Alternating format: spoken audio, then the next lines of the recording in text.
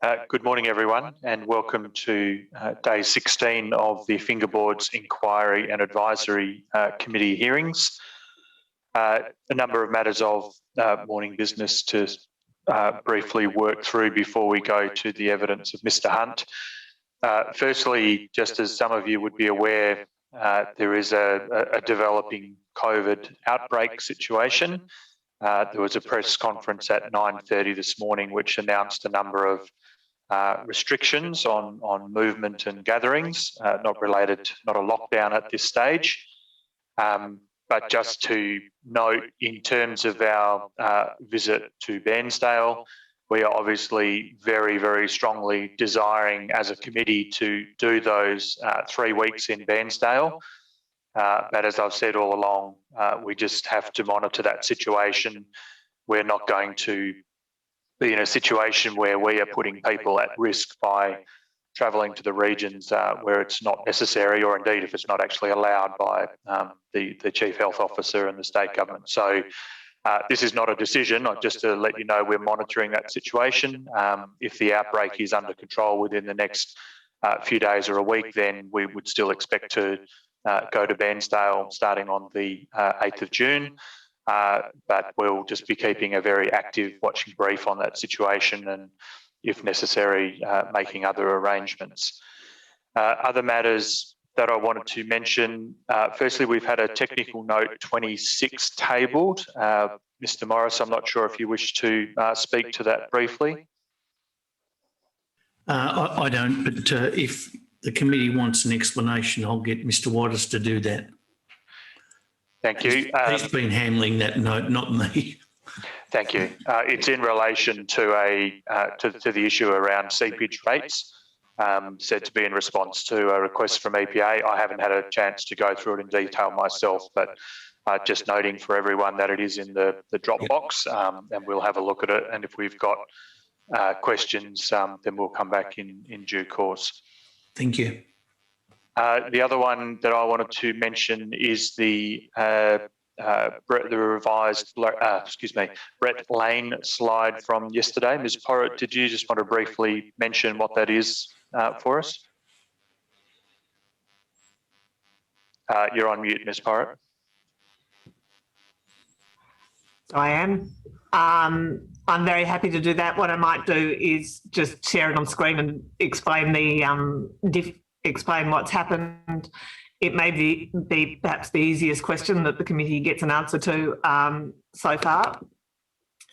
Thank you. Are you able to see yes, my that's screen? Just come up. Yep. What happened in the slide that was showed yesterday, and we're seeking to substitute this for slide 11 in Mr. Lane's package, was that the Heath spider orchid was shown with the figure that should have been for the silky kidney weed. So that showed an increase of about 100, which was not warranted. In fact, the 140 relates to the new species or the new impact. And when those are properly shown in their boxes, I think the explanation becomes quite clear. Thank you. And I note the date on the column has been corrected as well. Thank you. That's correct. I'm conscious it was Mr. Ginnivan's question, so if there's anything else, I'm very happy to explain, but I think that was a reasonably straightforward correction. And well spotted, Mr. Ginnivan. Across our 4 sets of eyes, we usually manage to get most things. Okay, can I just check if there's any other matters of morning business? Yes, I want to raise one, Mr. Chairman, and that is of MFG in a position to provide the witness order for next week? My understanding is they already have, and there's a version 6 timetable which will probably be going out this morning with those in. But there was an email circulated, I think, a couple of days ago, which should have gone to your team. If it didn't, I'll get Ms. Selvaraj to send that over this morning, Mr. Morris. Okay, I'll follow that up. It's probably just that I haven't picked it up. There is a lot of paper in this case, or a lot of electronic paper, to be more accurate. there's very little actual paper, and it's very easy to miss things. Thank you for all the downsides of video conferences, and there are legion, as the submitters would agree. The impact on trees is slightly less, at least.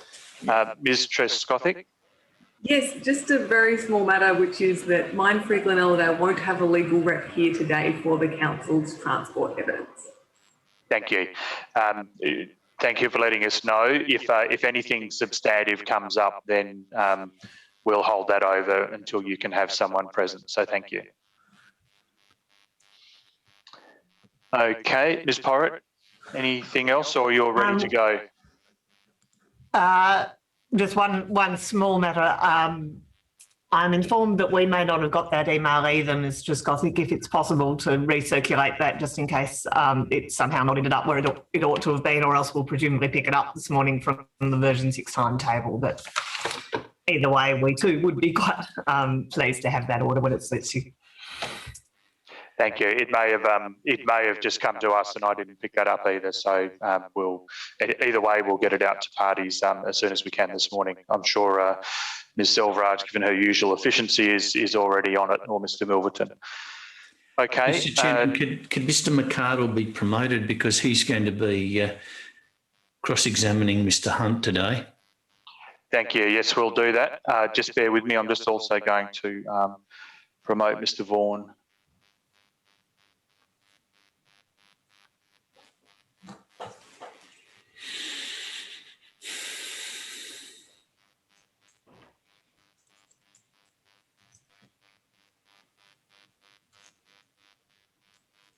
Mr. Vaughan, can you hear me?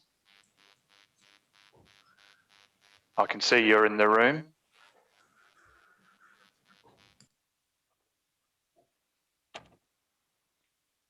Mr. Vaughan, just checking if you can hear me. I can't hear you.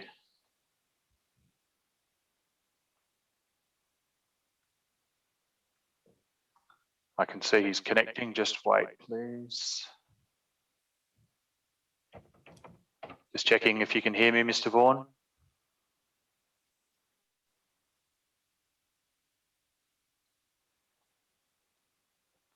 There was a tick on the audio then. Can you hear me, Mr. Vaughan?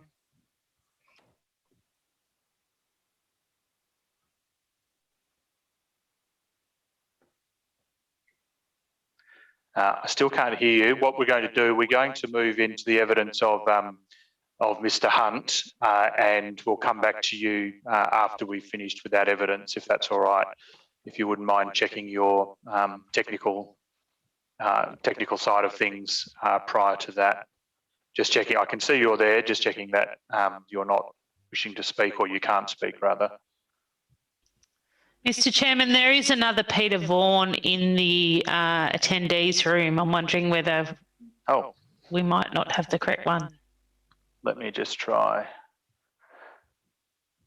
I'll promote him as well, so we have multiple Mr. Vaughans, see if that works.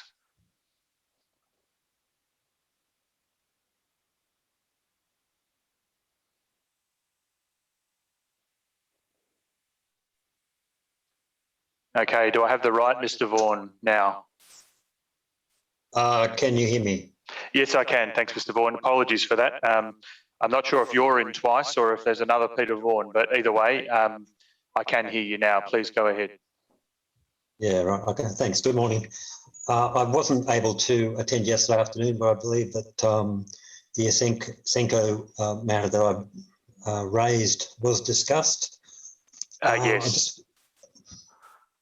Yes, it was. What I said in the afternoon, and I apologise because I didn't make it clear in the morning, I saw your request to Ms. Silverage to be pushed back in the hearing so you could hear our response on the Ausenco issue. I was just making it clear in the afternoon, partly in response to your email, that the advice we're seeking is to whether we can publish the Ausenco, not the Ausenco document, your document 325. We're not seeking advice at this stage on the other matters you've raised in the letter, if I can call them the merits issues. We have those as a submission, and we'll consider those through the course of our work and in our report. but we're not seeking specific advice on those matters. It's only on the issue of whether we can publish document 325. So that was what I clarified yesterday afternoon. Okay. Does that mean, so you won't be publishing a report? I think earlier, a week ago, you said that the panel would be producing a report on the matters I've raised? No, we've discussed it at length, and we're treating them as a submission to the process, and we'll reflect on those and report on them in our main report as we see fit. As I said last week, if you have specific matters of illegality, you should take those to the authorities. I'll just say that again. We are not the authorities, and we're not a judicial review body.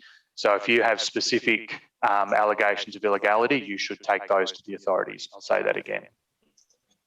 Okay. Does the, as far as the rules of evidence, the documents released by Planology, they use the word commercial conflict, I think, and it suggests that there has been interference with the Shire witness. Is IAC going to investigate the matter before it makes its conclusions? Is it going to ask questions of Calbar, or will the matter be allowed to ride? I should make it clear, I'm not making any comments about what you've put in your letter and what we think about it. You won't know that until we release our final report. There's a number of problematic elements in your letter. You describe the Ausenco document as a witness. It's not a witness, it's a submission. It carries very, well, I won't say very little weight, carries a lot less weight than, for example, Mr. Hunt's evidence, who's turned up today to be questioned about it. So what we might do with the Ausenco material ranges from completely ignore it and disregard it in its entirety, right through to accepting the first report, accepting the second report, accepting it all. Those are considerations that we'll be working on as we go through the hearing. But we're not proposing to provide a running commentary on what we think about those issues at this time. I'm mainly concerned about the behaviour of Calbar, which has been somewhat detailed by Mr. Wong in the letter representing Planology and the Shire, where he raises issue with the conflict. I'm just wondering if the panel thinks it's worthy of consideration that there has been a witness tampering situation take place, and does it have bearing? Can I just say again, you're not listening to me, Mr. Vaughan. You're not listening to me. He's not a witness. Can you hear that? He's not a witness. He's just a person who works for a company who's put a report into council. There's a couple of things to be considered in the weight which we give that material. As I said, we may, this is open to us, completely disregard all the Ausenco material. That's an option open to us. So what I'm not doing is foreshadowing what we're thinking at the moment, because the main reason, not the main reason, one of the reasons, council is making their submissions on Thursday. If council has significant issues around this area, then they will clearly let us know. It is council's report, not our report or your report. So that is an issue which we want to hear from council on. If council say nothing on it, or if council go to town on it, that may influence our thinking. So there's a lot of water to flow under the bridge before we would conclude on that matter. All right, then, we'll leave it there. Thanks. Thank you. I'm not disregarding the merits issues that you've raised. Let me just make that clear. All I'm saying is we're not foreshadowing whether we're going to, I will leave it there as well. I think I've said enough on it. Thank you, Mr. Vaughan. And we'll now go to council, Ms. Porritt. Thank you very much. We're now at the point of calling Mr. Hunt, who is conveniently on the screen this morning with us. Can I ask you, Mr. Hunt, to tell us your full name and your position? Yes, my name is Stephen John Hunt, and I'm a principal with the firm Ratio Consultants. Have you prepared for this proceeding an expert witness statement which has been filed? I have indeed. And did you participate in a conclave, and have you seen in relation to your expert witness report, it's tabled document 98, if that's convenient for anybody.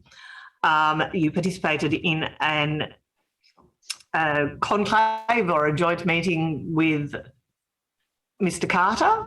That's correct. And you've seen the document which is tabled document 233, which is the report of that conclave which you've signed? I have indeed, yes. Can I ask you firstly whether you wish to make any changes to your expert witness statement before you adopt that as your evidence in this matter? No. And in respect of the expert conclave report, so far as it attributes opinions to you, are they opinions truly held by you? Yes, they are. You've prepared a PowerPoint this morning. I have indeed, yes. We will tender that. And before we launch into your evidence, can I ask you to state your acceptance of the following? And you will have heard these conditions as to giving oral evidence via Zoom before, but I'll just ask you to affirm them again, that you'll be alone in the room from which you give evidence and will not make or receive any communication with any other person while giving your evidence except with express leave from the panel. You'll inform the panel immediately should another person enter the room from which you're giving evidence. During breaks in evidence, when under cross-examination, you won't discuss your evidence with any other person except with the leave of the panel. And you'll not have before you any document other than your expert witness statement, documents referred to in therein, and other documents the panel expressly permits. Do you accept each of those conditions in respect of the evidence you're giving this morning? Yes, I accept and agree to all of those conditions. With that in mind, can I ask you perhaps to share your screen and take us through your evidence in chief? Are you comfortable to do that yourself, or would you like us to do it for you? I will attempt to share my screen, and I have my PowerPoint presentation. Hopefully that'll work. So let's go through that process and see how we go.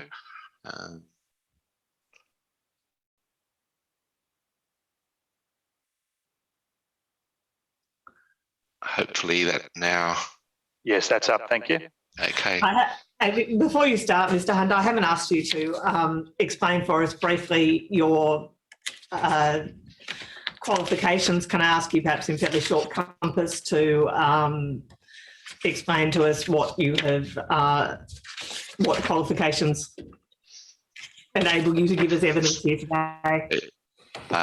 Indeed, it's I think included in my evidence statement, but I have a diploma of civil engineering and a graduate diploma of highway and traffic engineering, and I've practiced as a traffic engineer both within local government and in consulting for in excess of 40 years, and I have vast experience with respect to reviewing proposals and providing my opinion as to the traffic engineering implications of similar matters.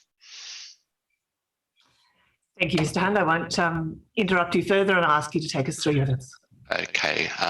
I'll go through the slides progressively, Mr. Chairman. I'm aware that you're seeking to keep evidence to 30 minutes or thereabouts in chief, and I will attempt to do that. But there's areas that I'll obviously seek to clarify my opinions, and but I will skip over things that I hopefully don't need to go into too much detail. First of all, I'll just give a summary of my engagement and my overview of the project. As I've indicated in my evidence in chief, I was initially engaged by Planology on behalf of Council in December of 2020, and I was instructed to review the exhibited EES, the various technical reports, together with Council's submission to the EES, and prepare a statement of evidence for consideration of the IAC. In particular, I was asked to review the adequacy of the technical reports as they related to my expertise, being the traffic engineering assessment, the conclusions that were expressed in the EES, and the supporting documentation with respect to traffic and access issues, and also the proposed mitigation mitigating measures outlined in the EES, and in particular the mitigation register, which was included as part of the EES exhibited documents. In the course of preparing my evidence, I was supplied with additional revised plans with respect to road deviation, intersection treatments and concept designs for the Ferndale East siding, which on my understanding were provided by the proponent to the Department of Transport and to the committee on the 14th of January. And as part of my evidence, I have assessed those amended proposals and commented on them in the course of reviewing the documents as exhibited as per my initial instructions. With respect to the proposal, and I'm sure that we're all very clear as to what is now proposed, but clearly Kalbar are proposing to mine mineral sands in the Fingerboards area of East Gippsland, with mining occurring 24 hours a day, 365 days a year. It is proposed that concentrate will be mined from the site and then transported by road, rail, or a combination of both, with three options considered in the Traffic and Transport Impact Assessment Report contained in Appendix A12 of the EES.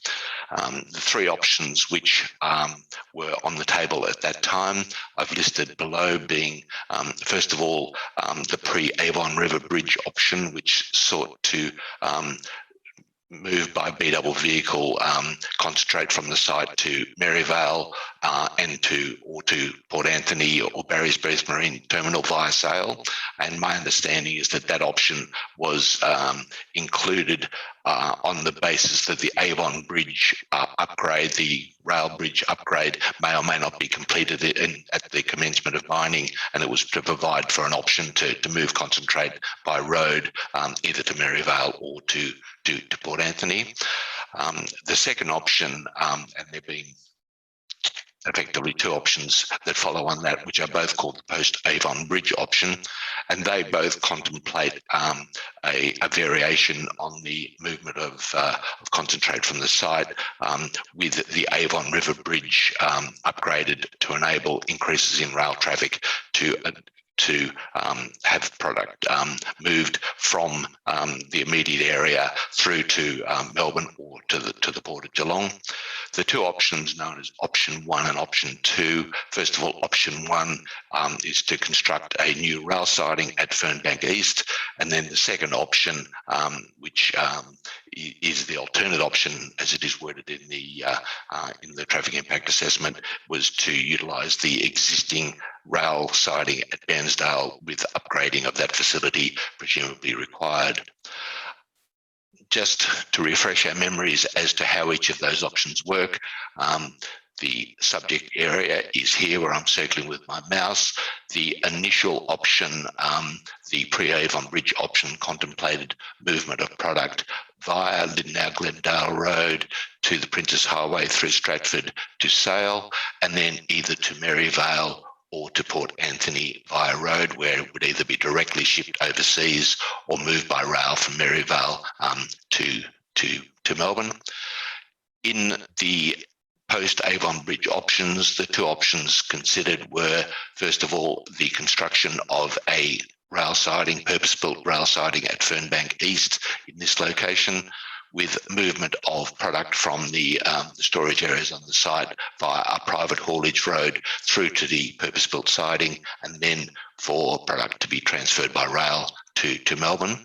And option 2 of the post-Avon River upgrade contemplates the movement of product to the existing siding at Bairnsdale via Dargo Road, Liddenow Glenalladale Road and the Princess Highway into Bairnsdale, with the route to the actual siding at this location here nominated as being along the Princess Highway, turning into Racecourse Road, north into Forge Creek Road, west into Bosworth Road, and then into the siding in this location. And the EES and the supporting documentation contemplates all three options, and they are discussed at some length, particularly within the Traffic and Transport Impact Assessment Report. Turning to the option which is nominated in the report as being the preferred option, which is the Post Avon Bridge option 1, which I've just described. And from the documentation, there is a clear understanding of the proposed movement of product from the site, but effectively it sees a private haulage road constructed to the north of and parallel to Chettles Road, moving to a location where it then turns south, crossing Chettles Road, moving to the railway area, again crossing Chettles Lane at this point here, to then access the purpose-built siding at that location, so that the movement of product would be entirely within land along a private road, so it wouldn't use public roads, although there would be crossing locations at this point here, where the road would cross Chettles Road, and also close to the proposed siding where it would also cross Chettles Lane.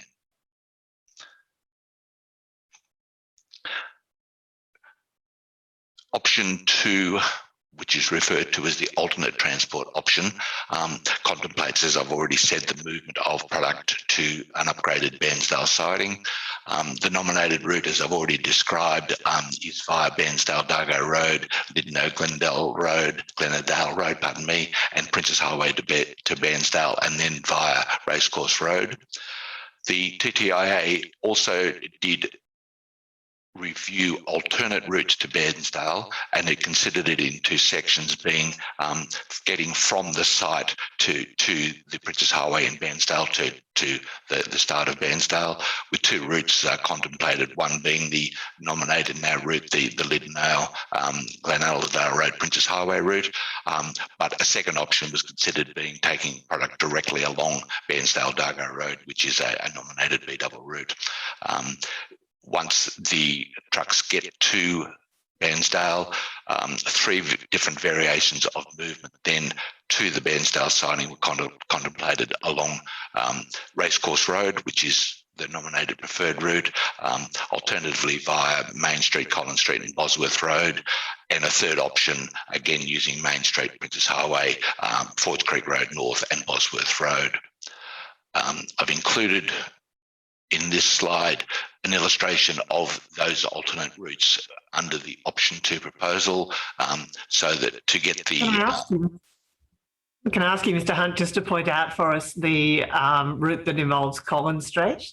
Yes, I'll go through. Yeah. I'll talk about each as they go. So the green lines on the 2 maps are the nominated preferred routes, and that is using Lydno Glenaldale Road, Princess Highway to this location here, with the alternate route continuing effectively along Dargo Road to Bairnsdale at this point. And the preference was to utilise the green route for a number of considerations, but in particular the alignment, geometry of Dargo Road, and the need for trucks to pass through the school's precinct within the approach to Bairnsdale, which was seen as being a disadvantage of that route.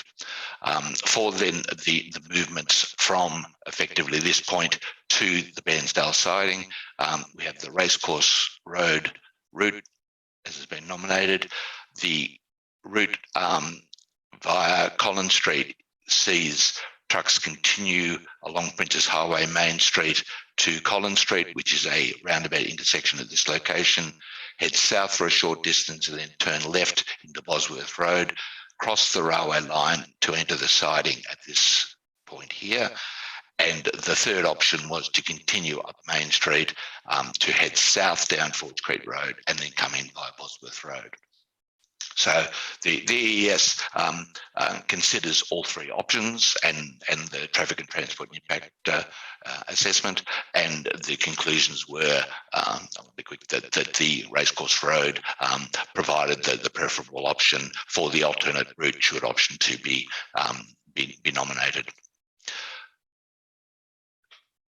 As part of the project, we're now well aware that there is a proposal if not a need, to deviate existing public roads in the immediate vicinity of the site. And there are two versions effectively of those road deviations which have been drawn to my attention. Initially, as part of the exhibited EES and the TTIA, the road deviations contemplated a route layout of roads, and I'll perhaps just go to the slide showing those routes rather than trying to describe it. But what was originally contemplated was the existing fingerboard intersection at this location here to be moved to the southeast with a realignment of Dargo Road along various alignments depending on the stage of the project, but with a roundabout set up at effectively what would be the relocated Fingerboards intersection, with the connection through to Glenelgdale Road, Fernbank Road to the south at this point. Also, the roundabout, which was contemplating a four-leg intersection, provided for access to the subject site. And you can see that it also proposes and shows the location of the private road, the haulage road, crossing Fernbank Glenelgdale Road at this location and moving through to the site. There is also various realignments of Fernbank Glenelgdale Road, etc., which were contemplated.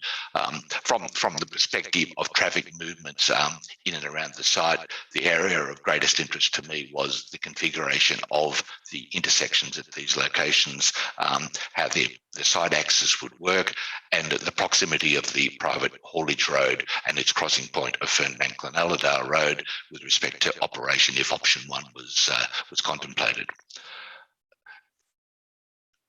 As we are now aware, on the 14th of January, and following the completion of the EES and the exhibited documents, the proponent has undertaken further research as to the most desirable and efficient means of undertaking the mining operations on the site. And as a consequence, amended road deviation proposals have now been put on the table. And my understanding is that they remain at this stage the preferred option. And I've taken that as being what is now currently proposed with respect to the management of roads and deviations in the vicinity of the site. My understanding is that the changing or the amended road deviations were as a consequence of a review of the road diversions and the location on land which was either owned by Calbar or was likely to be able to be acquired by Calbar. So it was seeking to simplify the land acquisition process. It was also seeking to avoid permanent diversion of Fernbank Glenelgdale Road North. It also sought to reduce upfront pre-operational road diversions, and the original proposal effectively required the Fingerboards intersection to be relocated before mining operations commenced, and the revised plans allow for initial access to the site and mining to occur through the existing intersection with access via Ferndale Glenelgdale Road, and the intersection itself to be relocated progressively. And I think it's for that year 4 or thereabouts that we would actually move to the new intersection. The revised proposal, which is shown on this slide, so previously the existing Fingerboards intersection was moved to a location about here to the southeast. It's now proposed to effectively keep Ferndale Glenelgdale Road on its existing alignment as it approaches from the south, so rather than deviating to the northeast as proposed. What is shown is the Fingerboards intersection at this location now operating as a 3-leg intersection, with the site access now not coming as a 4th leg of the intersection, but coming in as a separate intersection to Fernbank Glenelgdale Road, some 210 metres south of the roundabout, with then further separation to the Hall Road at this location here, and then down to Chettles Road. And from the plans and my scaling of them, my understanding is that we have separations of around 210 metres between the roundabout and the site access, 150 metres between the side access and the Hall Road, and then around about 130 metres to the Chattels Road intersection. So there are a number of fairly closely spaced intersections along there, which as an issue which I've identified, and I'll discuss in the presentation of my evidence as we go. My briefing initially was to review the EES documentation and the TTIA, and the majority of my evidence statement is my assessment of those documents, bearing in mind that a number of the aspects which were initially reviewed on the publicly exhibited documents have changed now through subsequent changes to the internal road deviation plans, and also additional information which has subsequently become available either through released information by CalBar or through the evidence of Mr. Carter, with additional information coming forward at that stage.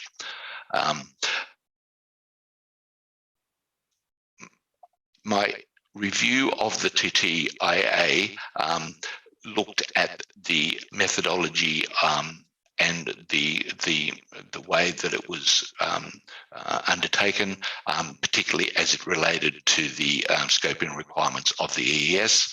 And I noted that it considers the traffic and transport impacts of the proposal for both the construction and the operational phases, and there is two distinct aspects to the movement of traffic relating to those two stages.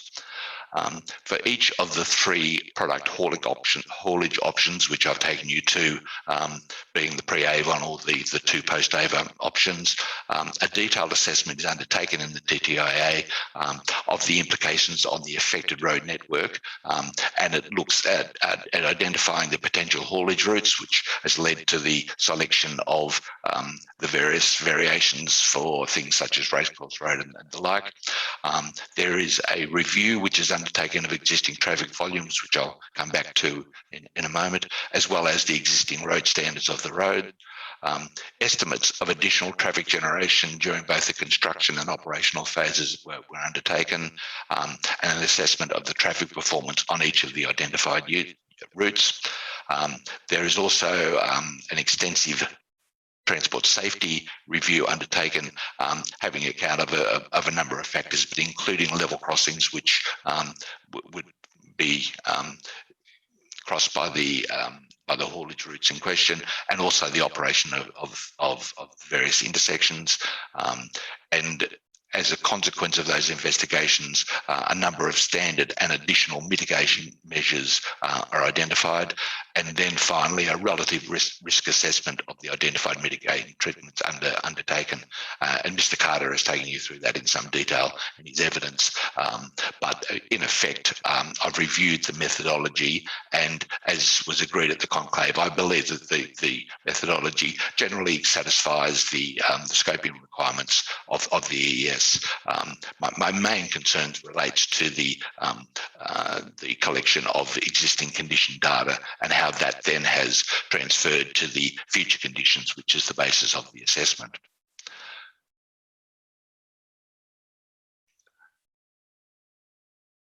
I'll move through then to the discussion of the existing condition data, which was taken and used with respect to the TTIA. The traffic volume data, which is referenced in the TTIA, was collated through a number of sources, including the VicRoads database, and it was supplemented by site inspections and relatively short observational assessment of movements, including, as I understand it, some 15-minute spot surveys, which was then extrapolated to hourly and daily volumes for the purpose then of providing the base for assessment of the future conditions. As we've seen from Mr. Carter's evidence, there was subsequent to the publishing of the ES, further data collected, and Mr. Carter has taken us to surveys which were undertaken in November of last year, specifically on Dargo Road to the west of now Glenelladale Road, and also in Glenelladale Road south of Dargo Road. And as Mr. Carter has taken us to, whilst the Glenelladale Lindnau Road estimates or volumes were similar to the initial estimates, there was fairly significant changes observed from the actual data that was collected in Dargo Road. In my opinion, it provides an example of my concern that the existing conditions base at best is cursory and not providing what I would expect to be an appropriate design base for assessing what the future conditions would be. In my opinion, there needs to be a more comprehensive database collected to form the basis of a more accurate assessment of, as I've listed here, future traffic volumes, particularly to identify relative increases of heavy vehicle volumes on haulage routes in the operational phase.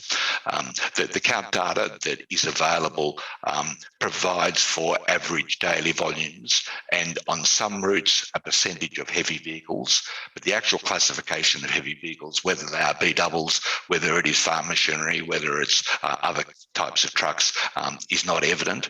And particularly in this matter where we are contemplating increases of B double movements along nominated roads, particularly in the option 2 scenario, then an understanding as to the relative increases of the different classifications of vehicle, I believe is important to be able to then fully assess the relative implications of the movement of product from the site under the option 2 scenario. I think Can I that, ask you, Mr. Hunt, what in particular that's important for, and also ask you to direct your mind to matters such as assessment of pavement impacts and the impact on roads, and whether that is relevant to what you're speaking about here. I think that is relevant, and it is important from a number of factors. The reality is that the assessment of the additional traffic volumes and the directional distribution of traffic, I am satisfied is rigorous within the ES, although there is some changes which may well vary, and I'll come to that later. But the reality is that we really don't understand, for instance, how many additional B double movements will be passing through, let's say, Lindnau South. We understand the traffic volumes on the road broadly. We understand that there is a component of heavy vehicles, but we don't know whether there is, there may well be 20 or 30 B doubles already using that road at the moment, or it might be zero, or it might be higher.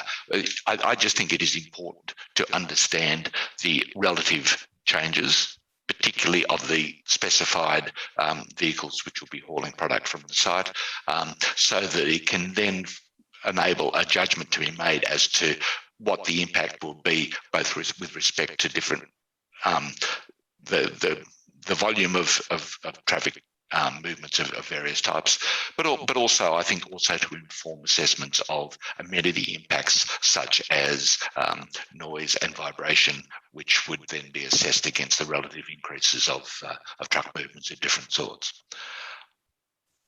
Can I just jump in? I know we're about half an hour in and less than halfway through the slides. I know we're not time constrained today, and I know this is an important issue for council. But just in the fairness to everyone who's calling evidence, just if we could move through perhaps in 15 to 20 minutes to finish it off, rather than going through quite a bit of descriptive material, if we can really focus on the material differences with Mr. Carter. Thank you. Thank you, Mr. Chairman. I will do that. So, as a consequence of that, I've recommended, and it's listed in the conclave minutes.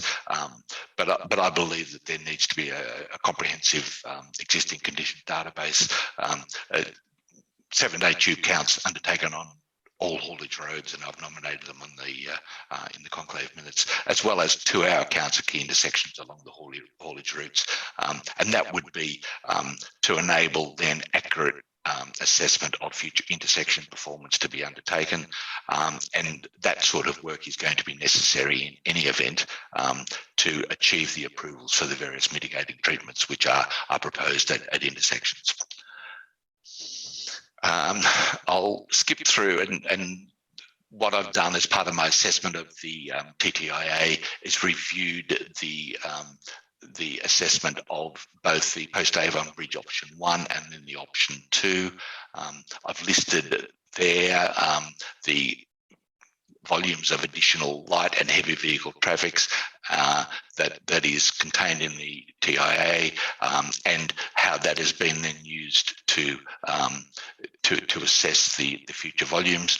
I do note, and I think it is an important area which needs clarification, is that the estimates of construction traffic refer to the establishment of the mining site and related infrastructure, including road deviations.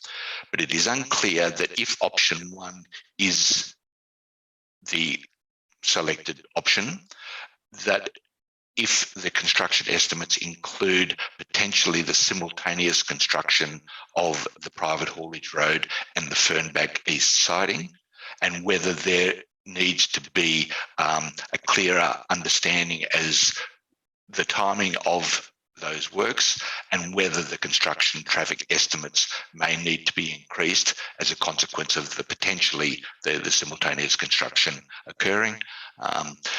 As part of that, and with potentially higher levels of construction traffic, it may well lead to a situation where initial mitigation measures are required purely for the construction phase, and I would see this forming the basis of a construction traffic management plan, which I would expect would form any part of condition for development of the site.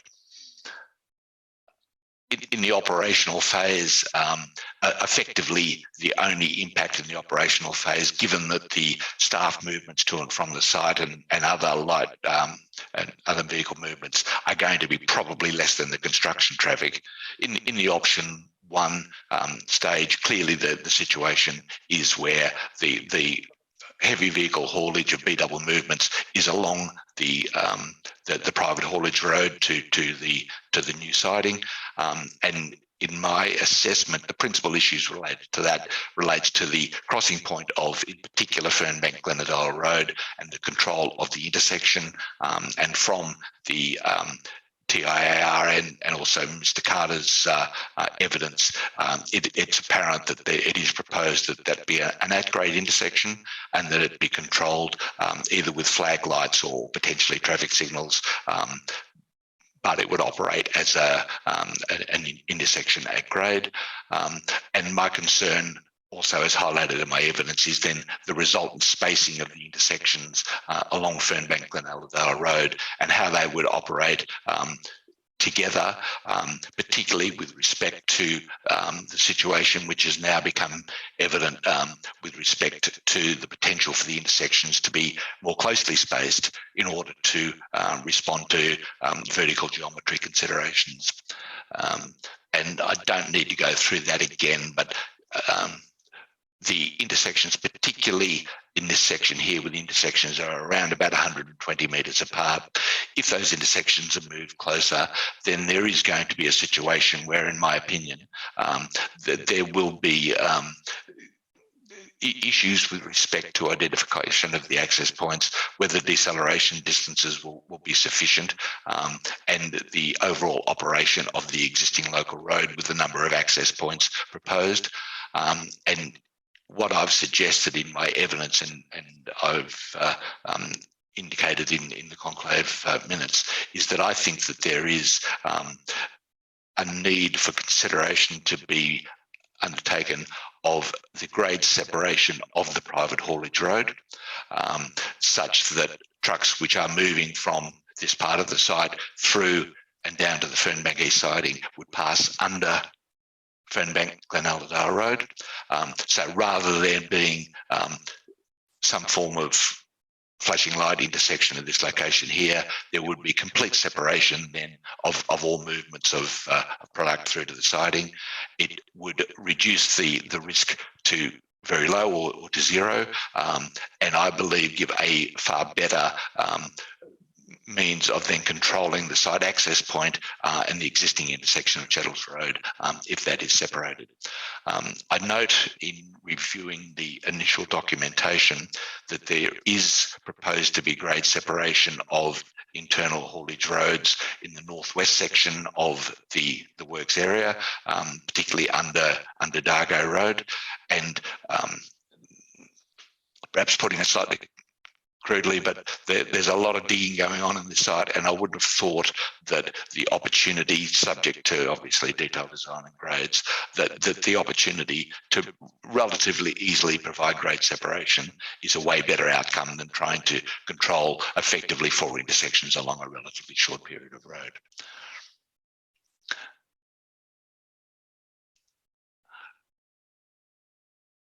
I'll move now just through to the option 2 and my assessment of the operational traffic aspects of that.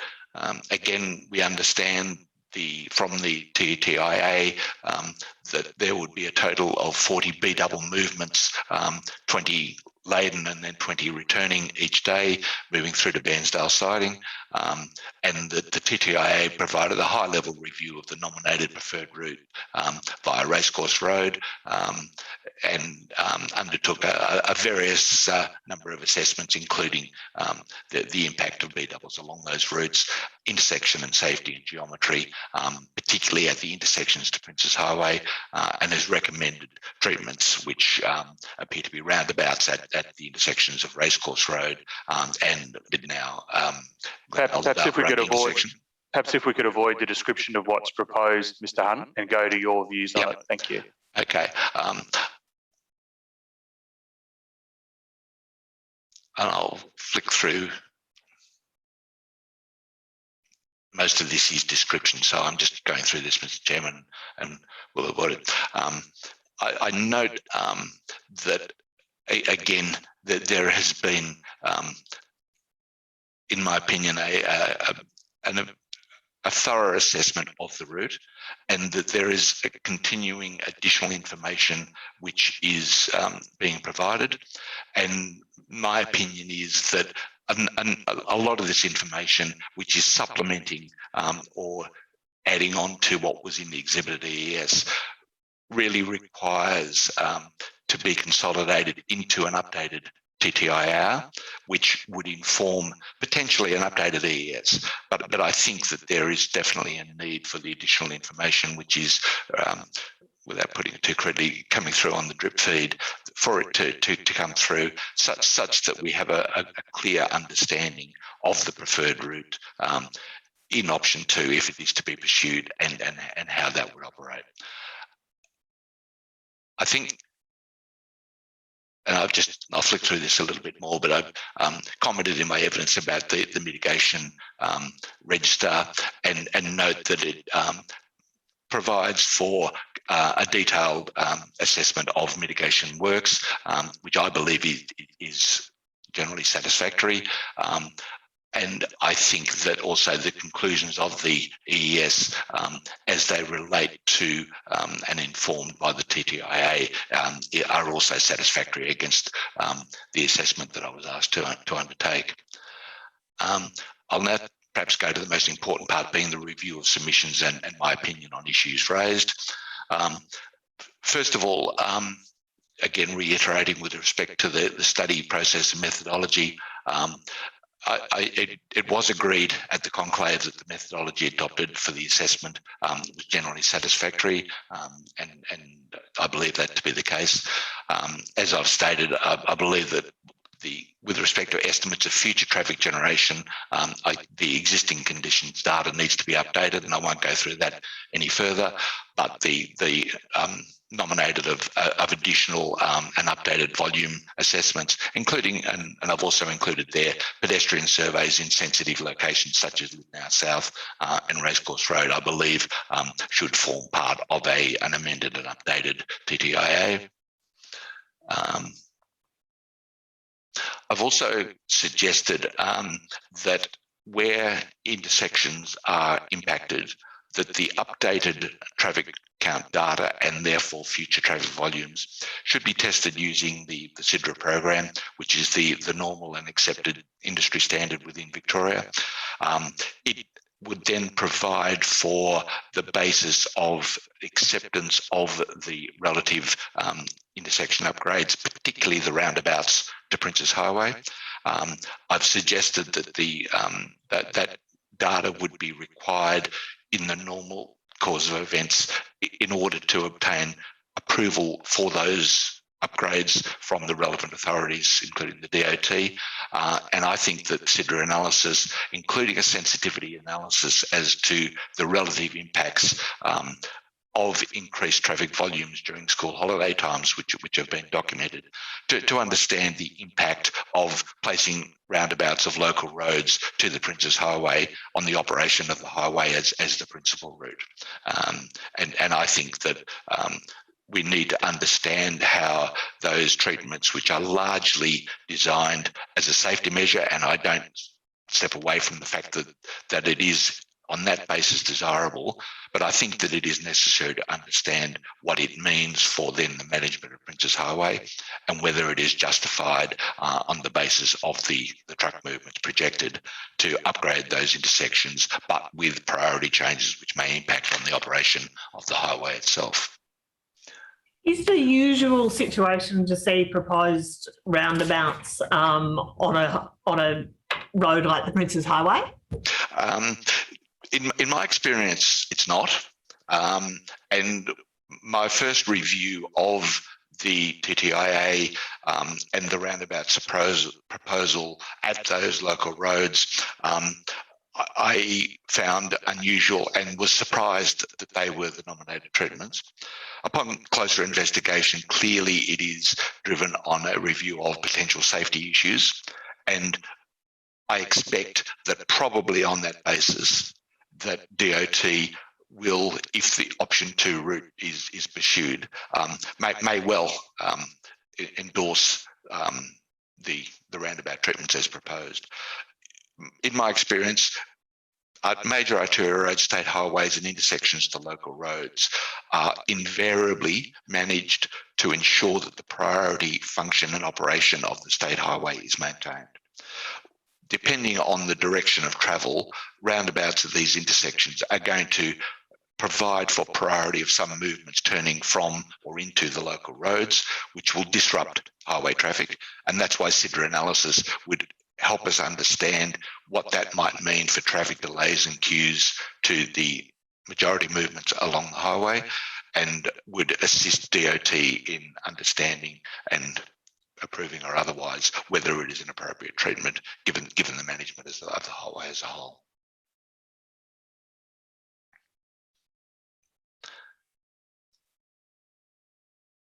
If I can just go then to the route options which are available. What I've stated in my evidence, and I think it is fairly clear, that in transport terms and transport impact terms, option 1 is clearly the preferred option. It was agreed at the conclave that that if it can be facilitated, then it is far and away in transport terms the best way for haulage of product from the site and for then the transfer by rail to Melbourne. It appears that there has been, and I noted from the DOT submission, that they have required in consultation in the preparation of the EES that a number of different options be considered because there was no certainty as to whether or not a Fernbank East siding could or would be approved. And they required that the EES and the background documentation assess the various options which have been undertaken.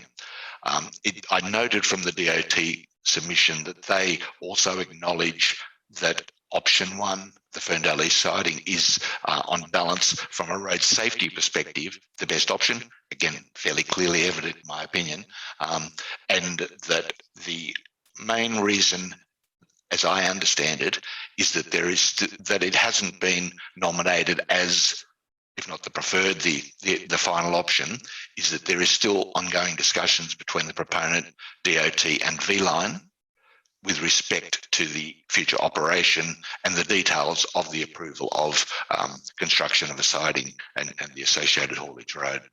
I note in Mr. Carter's evidence, there is actually details provided via the proponent of discussions with V-Line, so that we actually now, as part of that evidence, have details, and I think it's on page 38 of Mr. Carter's evidence, where the potential train timetabling to enable product to be shipped from Fernbank East has been discussed and at least notionally agreed. So there appears to be a situation where the discussions are at a fairly advanced level, but clearly we remain in a situation where we haven't got final approval for that.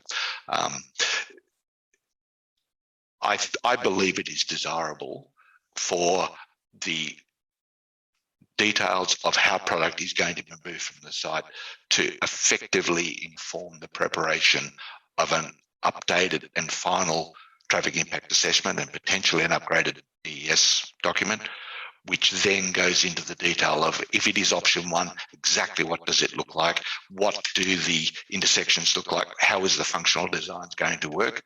So that it can be very, very clearly understood, so that if approval is given, that is what we are getting.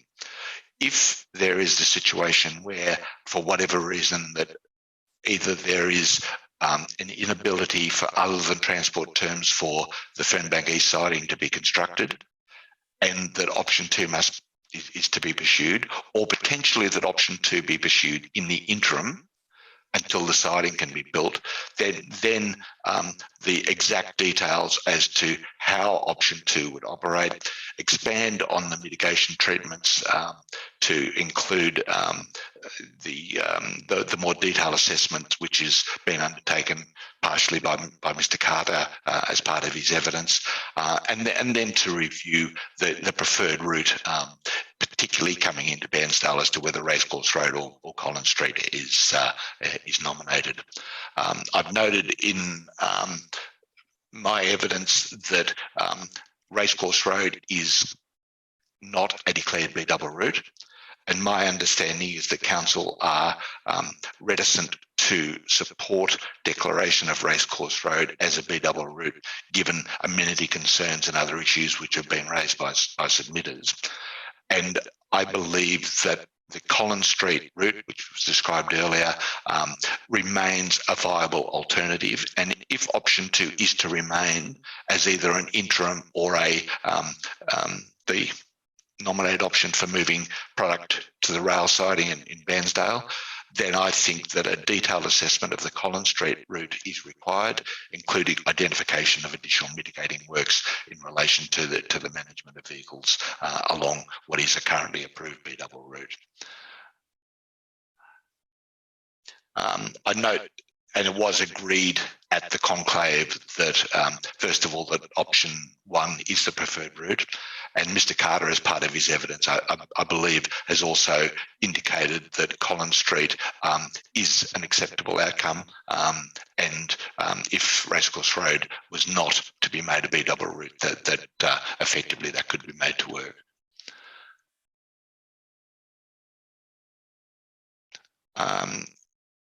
I've gone through discussion on the operation of the roundabout and the haulage road, Fernbank, Glen Elderdale Road intersection. I won't go through that again, other than to reiterate that, in my opinion, grade separation of the haulage road is a highly desirable outcome. Again, the roundabout treatments to Princes Highway, I think I've been through, and I don't need to reiterate that.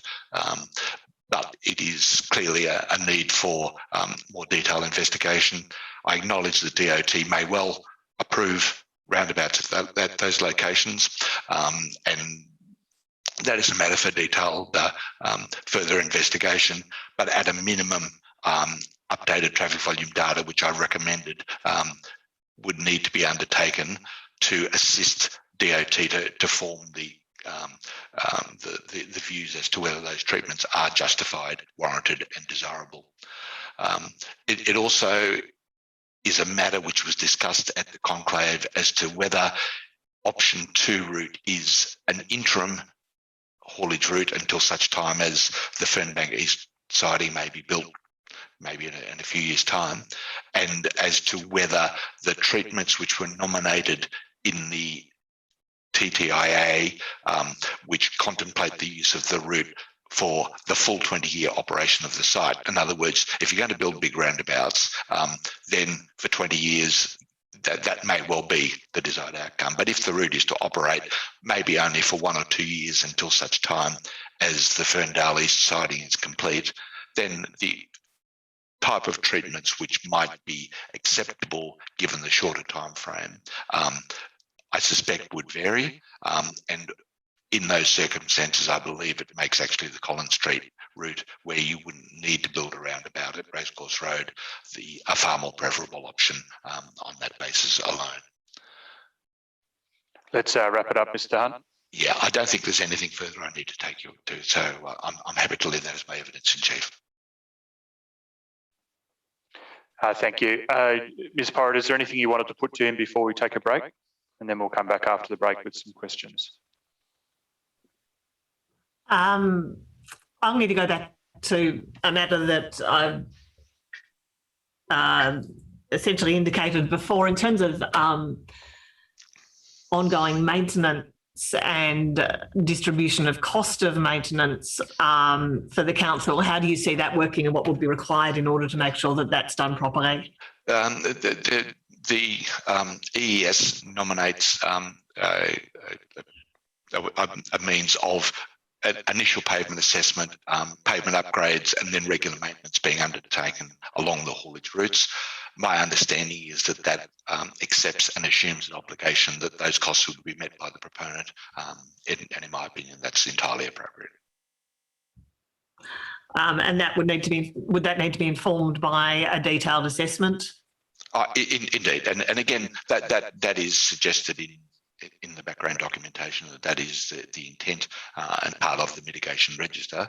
And again, I'm satisfied that done undertaken to the satisfaction of the road authorities and at the cost of the proponent is appropriate. And I'm assuming that, and this is Mr. Carter's evidence, that all of the roadworks are expected to be done at the cost of the proponent.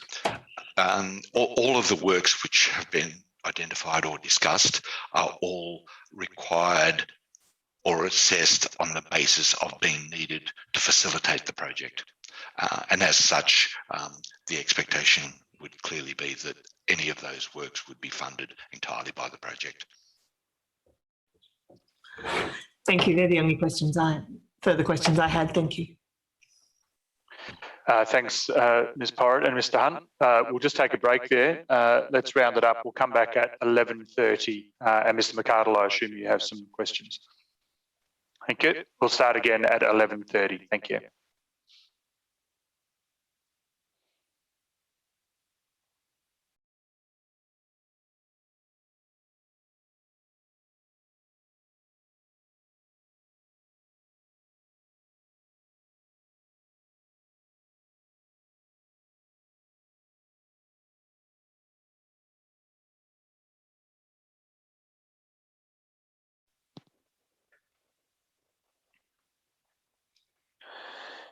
Okay.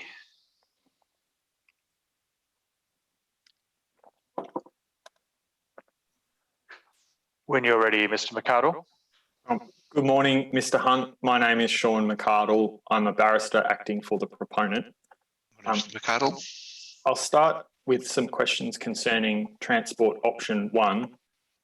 I understood from your written evidence and your oral evidence this morning that, subject to an underpass and further detailed resolution, you regard option 1 as a viable option. Yes, I do. So if option 1 can be employed and subject to further resolutions that you've identified, there is no outright traffic engineering reason why this project cannot proceed. No. Now, I just want to discuss briefly with you the legal framework for further traffic studies, plans and approvals that will be required before the project can commence. You have read the Department of Transport submission? I have indeed. So you've read the incorporated document attached to the department submission? Yes. Now, I can indicate that, save for minor drafting matters, CalBar accepts the substance of the Department of Transport's proposed transport and traffic management plan requirements at clause 5.4.5, which I think are the bulk of the drafting changes that Department of Transport has recommended. Now, if I can first outline the basic elements of the TTMP condition for context, and then I'll ask you some questions. First, you understand that the conditions require a TTMP to be approved to the satisfaction of the responsible authority and the head transport for Victoria. Yes, I do. And as to the basic elements of the TTMP, it must include, I'll just list these in sort of functional elements because I appreciate you're familiar with the document. But firstly, identification of the proposed roadworks. Yes. Functional layout plans. Yes. Existing conditions, road pavement and infrastructure survey. Yes. Identification of potential traffic impacts and measures to mitigate those as required. Yes. Inspection and maintenance requirements. Yes. And road safety audits and other matters. Indeed. So in light of this proposed legal framework, you accept that there will be further opportunity to collect the additional existing conditions data that you have recommended? Yes, and I'm satisfied that if it's covered under that process, then the thorough initial analysis that I'm seeking can be undertaken in a timely manner. Okay. And so there will also be opportunity to undertake the SIDRA analysis on all intersections as part of the updated TIA if the authorities require this. Yes, it seems so. And from your evidence, I'd accept that they probably will require it. I think they probably will, and I think that's appropriate. Okay. And there will be opportunity for changes to the design, for example, the road alignments, spacing and intersection treatments? Again, all of that under that framework, as I understand it, will ensure that all of the details which are evolving are properly examined and optimal. Yep.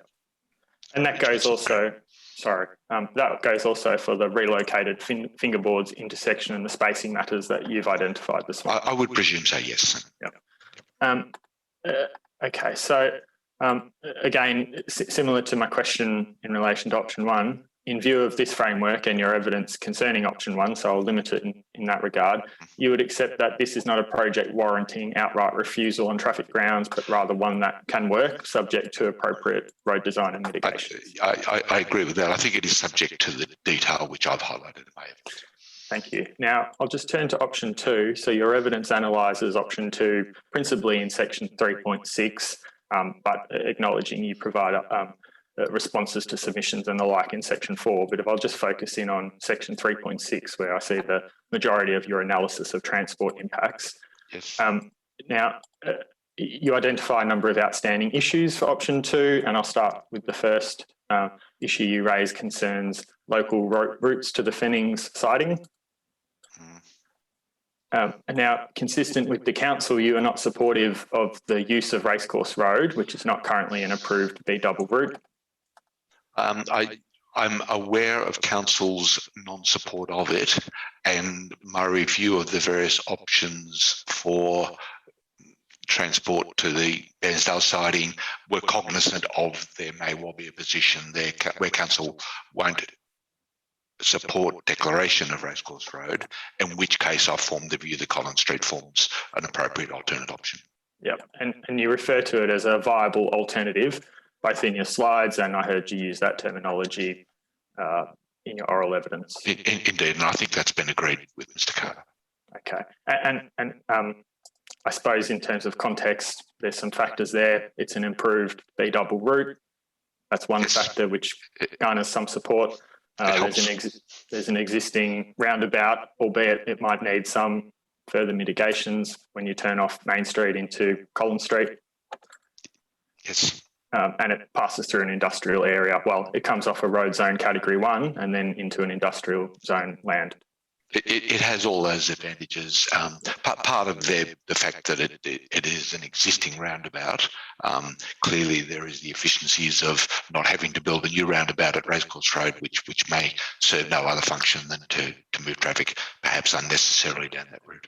Yep. Now, I'll turn to the second issue that you discuss in relation to option 2. It's the issue of roundabouts at Racecourse Road and Lindenow Glenalladale Road. Yes. And your Sorry, concern... Mr. Chairman, I don't want to unduly interrupt, but I think we may have lost Ms. Reifschneider. We haven't. There's just she has informed us what's going on. We're right to continue. Thank you. All right, I'm sorry to interrupt. That's okay. So the second issue as a topic is the issue of roundabouts and your concern from a road hierarchy perspective. You acknowledged in your PowerPoint presentation that this is ultimately a matter for the Department of Transport to decide upon which upgrades are necessary, and in fact roundabouts may be approved for safety reasons. Yes, I've acknowledged that. Yep. And you don't say that 40 return B double trips for option 2, being the non-preferred option, cannot be accommodated at the intersection of Lindenow Glenalladale Road.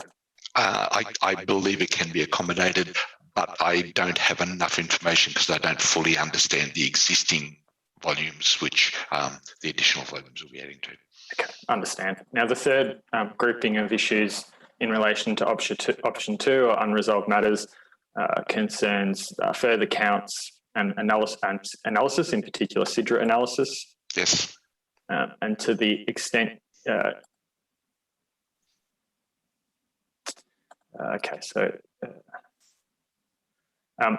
the extent your suggestions around this further work relate to intersection performance, you accept, and I'm referring to item 7 in the conclave statement, that it is unlikely that additional data as recommended will materially impact capacity analysis.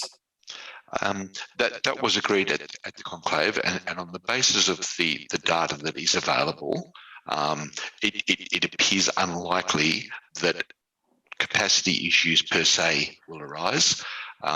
The additional data and the SIDRA analysis that I'm seeking, and I'm presuming the DOT will also seek, is to inform the detailed design of the treatments and to fully understand the implications that it might have on queuing and delays potentially for highway traffic, having regard to peaking characteristics.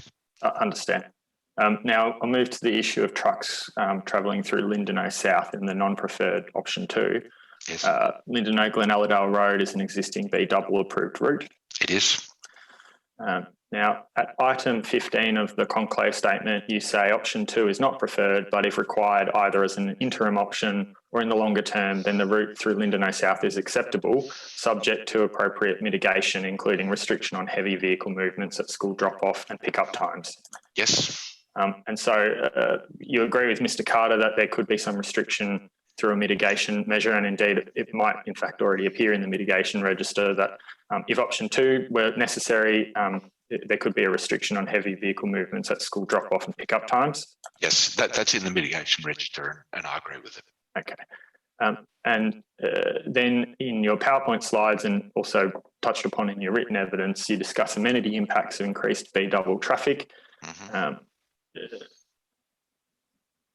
And then I'm referring here, I want to refer to your slide 38. It's the last in the package. I won't take you to it, but feel free to go to it yourself. Yes. Yeah. I'll just read off what I say, or what I read is kind of gets to the heart of what you are saying on this issue.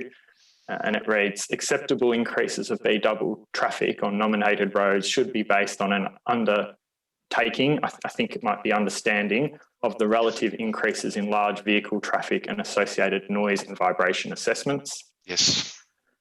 And you're a traffic engineer. I am. Not a noise modeler. No, indeed not. And you are you aware that the noise and vibration impact assessment models noise impacts from current and predicted traffic volumes? Yes. As I understand it, it measures existing and then adds additional by whatever means that those experts use. Whether it is better informed by an understanding of the existing traffic composition, I don't know, but it is a potential improvement in my opinion. I can indicate that it assumed, based on the traffic profiler data that you can get from Vic Roads, that the noise and vibration assessment picked up that data, which I think came out at about 410 overall movements with an 18% heavy vehicle breakdown, which comes out to about 74 heavy vehicle movements. It scales that up, adding in 80 trips, and then gives a threshold difference. But I suppose for your purposes, you'd accept that the committee should give weight to properly modelled noise impacts assessed in terms of relevant criteria. I accept that. My only point was that there is estimates of the proportion of heavy vehicles, but the type of heavy vehicles, there may well be 50 B doubles already going down the road. We don't know. So it's really to understand the context, and that may or may not assist the noise and vibration experts in looking at their results.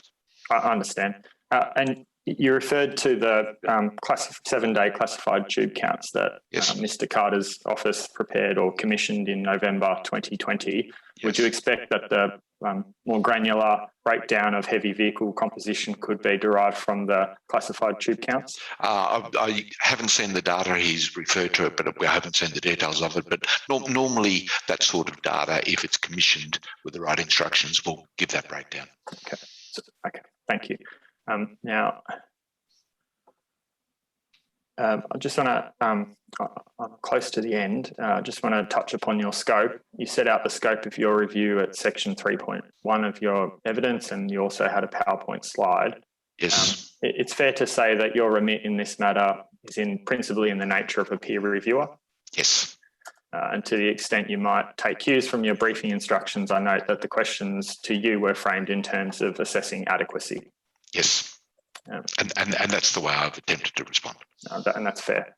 Now, you did not commission, I suppose, having regard to your remit, you did not commission tube counts, undertake surveys, or carry out your own independent SIDRA analysis. No, I didn't, and I didn't have the opportunity given the time constraints and the time of year when I was actually commissioned to review it. Okay. All right. Those are my questions. Thank you, Mr. Hunt. Thank you, Mr. McArdle. Thank you, Mr. McArdle. Mr. Ginnivan. Thank you, Mr. Hunt. I just want to go firstly to road geometry and in relation to the updated road deviations proposed. Is it your opinion or understanding that what is now proposed is consistent with the Ausroad guidelines? It appears to be, but I have not undertaken a detailed assessment. I've only received PDF versions of it, and I haven't had the opportunity to provide that detailed assessment, but I presume that it would be undertaken by the responsible authorities as part of the approvals process.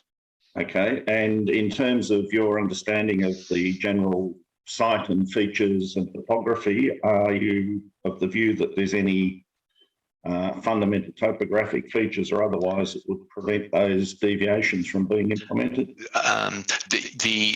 There are clearly issues with respect to, and the plans that have been done are largely based on horizontal geometry and basic functional designs.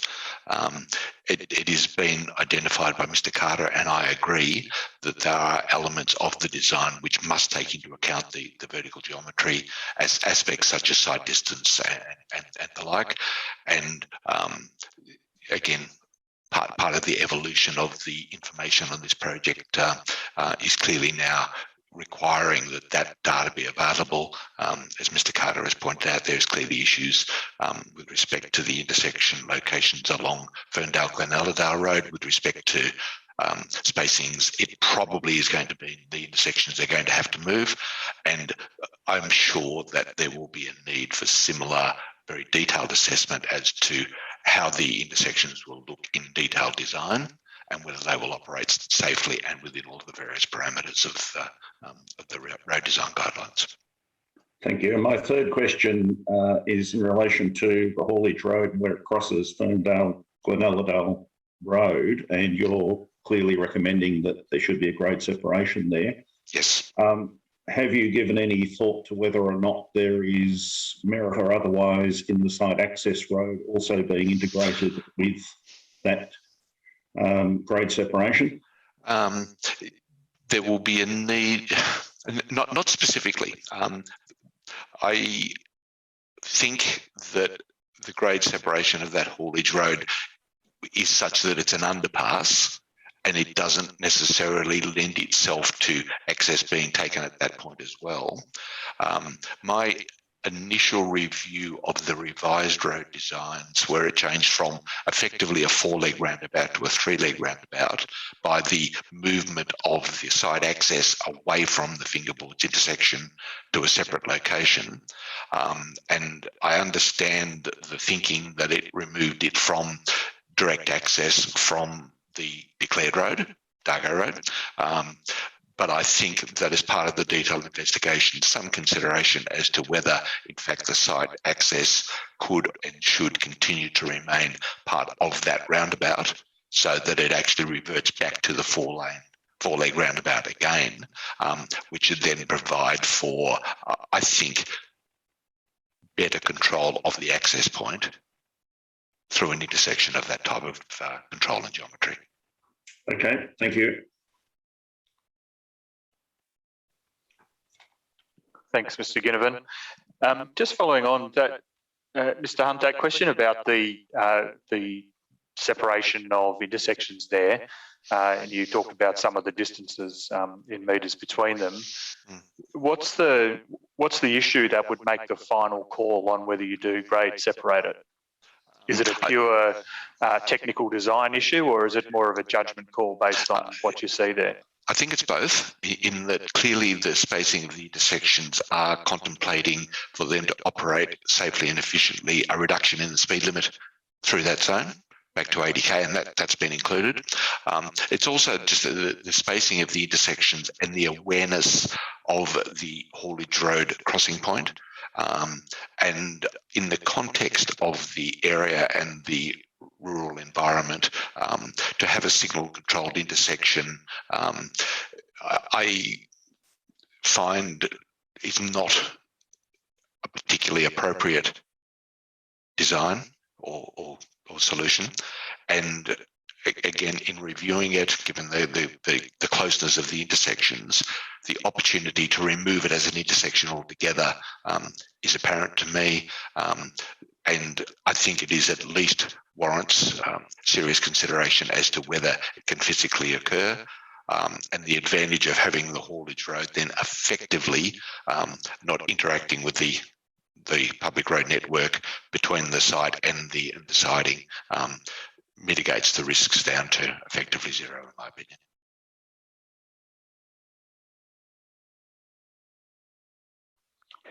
Thank you.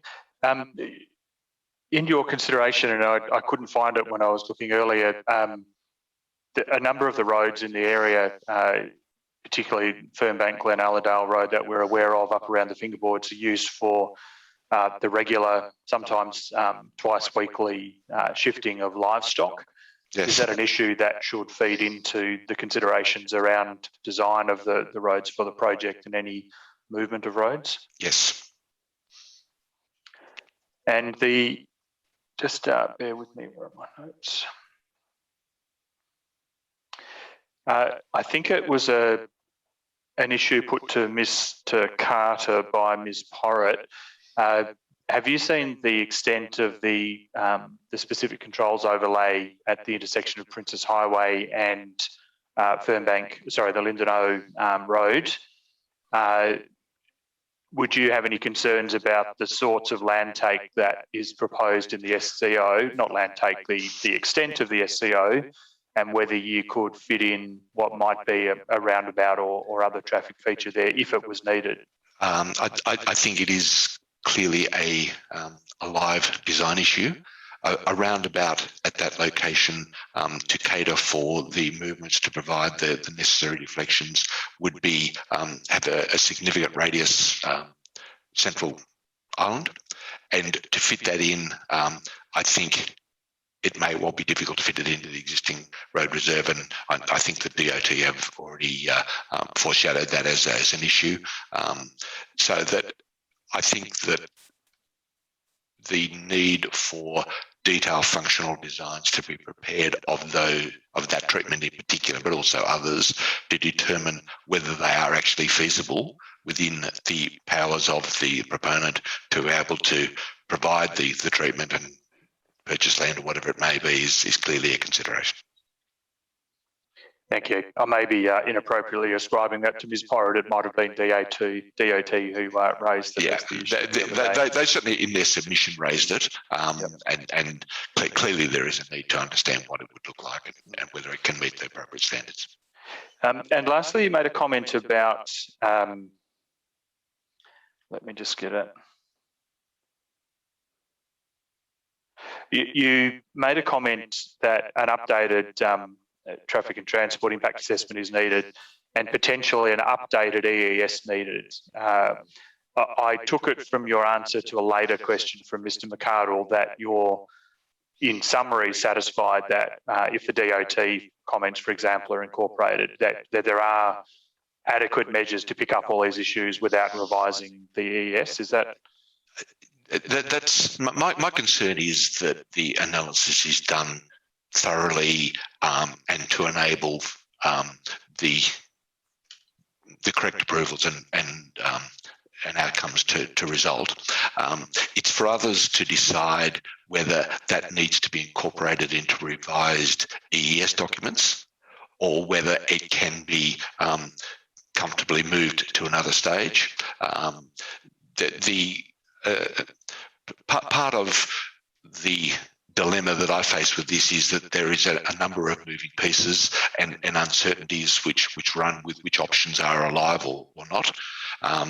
And it seems to me that if approval is given for an EES and in particular the transport areas and the various options, it's a little bit unclear as to actually what is being approved on the current documentation, because there are live options which remain within that documentation, which doesn't specify, well, this is what is now going to be proposed.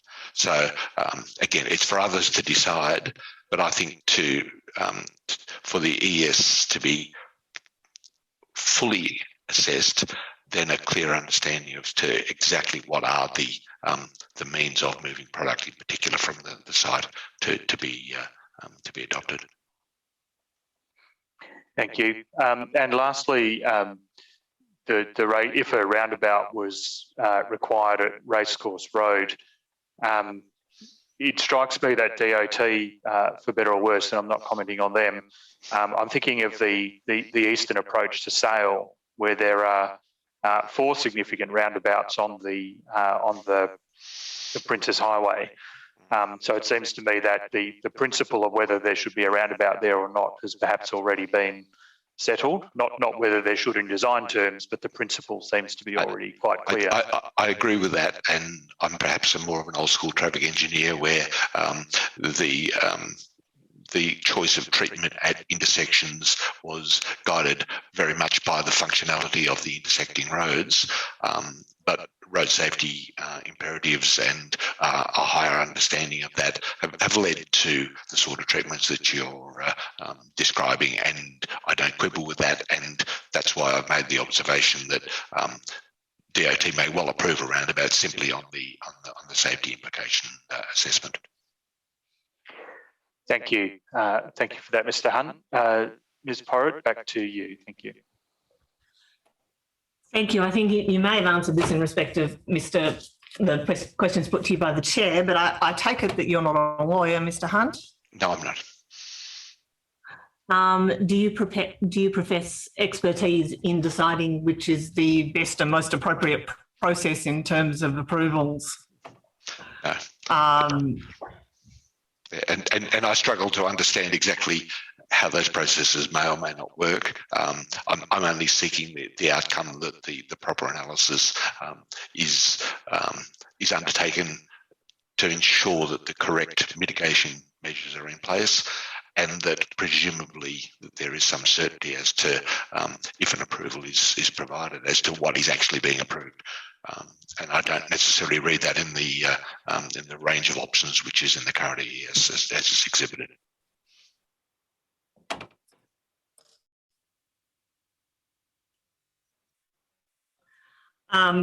In terms of providing certainty both to, providing an opportunity for others to be involved in the process, are you sufficiently informed to be able to say whether or not the process identified by DOT would involve third parties being involved in that process?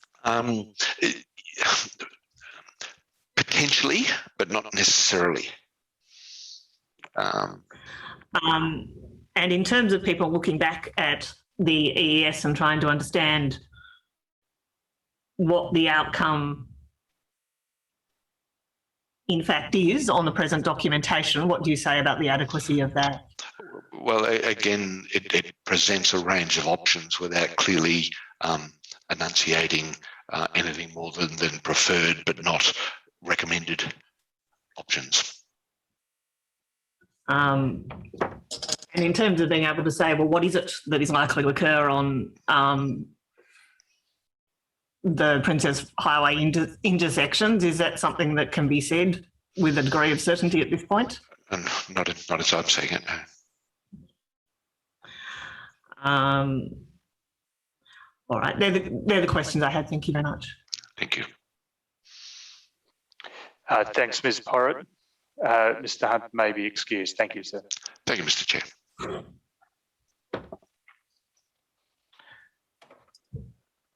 Okay, just turning to our future business, Ms. Porritt. That's the only witness that we had available today, and we would seek to resume again tomorrow with Mr. Webb at 10 o'clock, if that's convenient to the committee. Thank you. That's as scheduled. Just in terms of tomorrow, we'll hear that evidence. Again, I assume you're proposing to commence submissions on Thursday from memory rather than tomorrow afternoon. Is that still the case? That's what I indicated, and if that's convenient to the committee, that's what I prefer to do. Thank you. I know we discussed this briefly yesterday. I think the circulation of your submissions in chief, what's our likely expectation, just so we can wait up all excitedly tomorrow night or indeed tackle them on Thursday morning. So if you could perhaps just give us an indication. I think I might be in a better position to provide that indication tomorrow if you could possibly wait for that indication. My present expectation, I have to say, is probably that it will be early on Thursday morning, but we are working towards Wednesday night if we can manage that. Thank you. Well, if you could let us know tomorrow, definitely where we stand on that. Just bear with me for a minute. Okay.